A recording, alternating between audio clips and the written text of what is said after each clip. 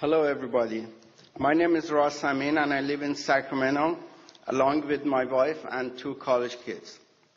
I am a business owner, and I run Capital Bowl in West Sacramento. It is an honor to be here today and represent Iranian American community of Northern California. I want to thank every one of you for being here today, and a special thanks goes to our dear guests, who truly represent American values. They continue to speak the truth so passionately and courageously. Their stance for justice is extremely helpful during difficult times and most encouraging during celebration times. Our community is proud to be part of many Iranian American communities across the United States.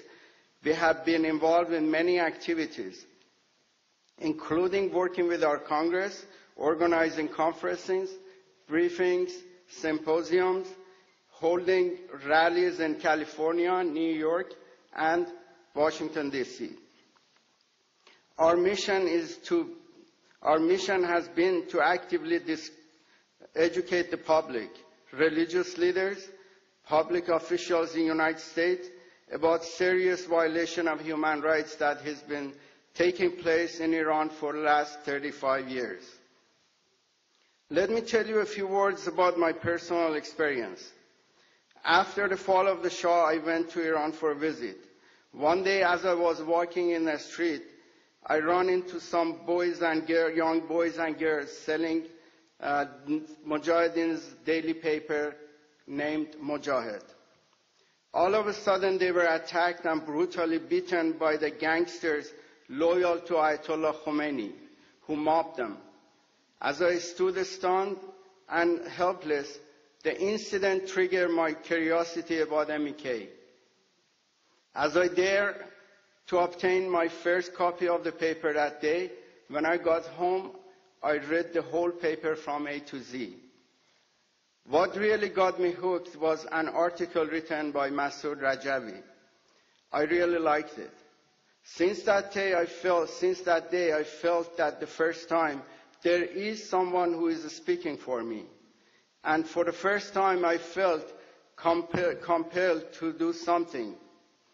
When I returned back to US to finish my studies, I found many other students with similar views. Since then, I have never ceased to raise my voice, which has since become our voice. So for that matter, I think it is safe to say we know mullahs very well. We know mullahs very well because we personally experienced them. They are reactionary people whose mentality belongs to centuries ago, to say the least.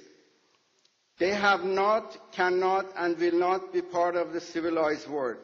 History has proven the reform is impossible under this regime. Every time the regime feels threatened, they play reform game in order to get some relief. And unfortunately, they have found willing allies in the West to play this game. As far as the Iranian people are concerned, the mullahs use all of the Iranians' financial resources to suppress population, export terrorism, and help dictators and terrorist organizations like Syria's Bashar Assad, Iraq's Nouri al-Maliki, and Lebanese Hezbollah. Loosening the sanction is tantamount to ringing the bell and temporarily saving the life of mullahs who are already on the ropes by Iranian people. President Obama, if you really believe that Iranian regime is the world's leading state sponsor of terrorism, why would you want to loosen the sanction? Why have you abandoned the Iranian resistance, Iranian opposition, our loved ones in Camp Ashraf and Camp Liberty, despite America's pledge to protect them? Why do you continue negotiate with such a government from a position of the weakness? The world must remember that mullahs killed more than 120,000 people in Iran because of their political views. The mullahs are aiding Bashar Assad in killing hundreds in a day in Syria. No American should forget that it was the Iranian regime behind killing of Americans in Lebanon, in Khobar Tower in Saudi Arabia, and thousands in Iraq and Afghanistan. As far as vast majority of Iranians in the country and in the United States is concerned, the easing international sanction against the mullahs of Tehran sending wrong message and is counterproductive. Let us not forget that if it were not for the nuclear revelation of MEK and impact of the sanction on the regime, the clerics would not have accepted even one-step retreat in their nuclear ambition. The international community, in particular United States, must keep its vigilance and act firmly. The only acceptable result of nuclear negotiation must be complete dismantling of the regime's nuclear weapon program and IAEA's and further access to snap inspection of all the regime suspected sites. At the end, I'm going to leave you with this. Since my first encounter, those young messengers of peace and democracy often come to my mind. I can still visualize their innocent but determined faces. I wonder what happened to them.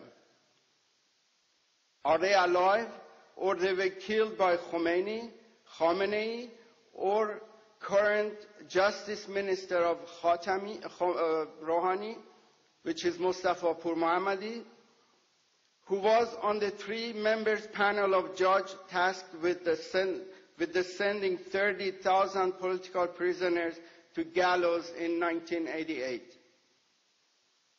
Did they manage to leave the country and join Camp Ashraf?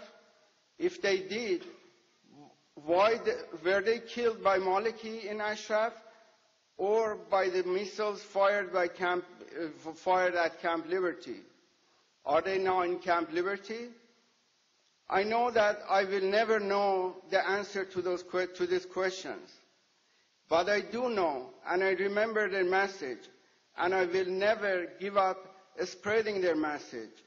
I will never give up supporting our heroes in Camp Liberty. And I'd like to ask everybody in this hall and whoever is or will be watching this event, double your effort to help this good cause. The goal is one thing. Human rights, and the goal is one thing. Regime change in Iran by Iranian people for democracy and human rights in Iran. The Iranian people certainly deserve that. I am sure with our effort and leadership of Mrs. Rajavi, we can get there soon. Thank you all very much.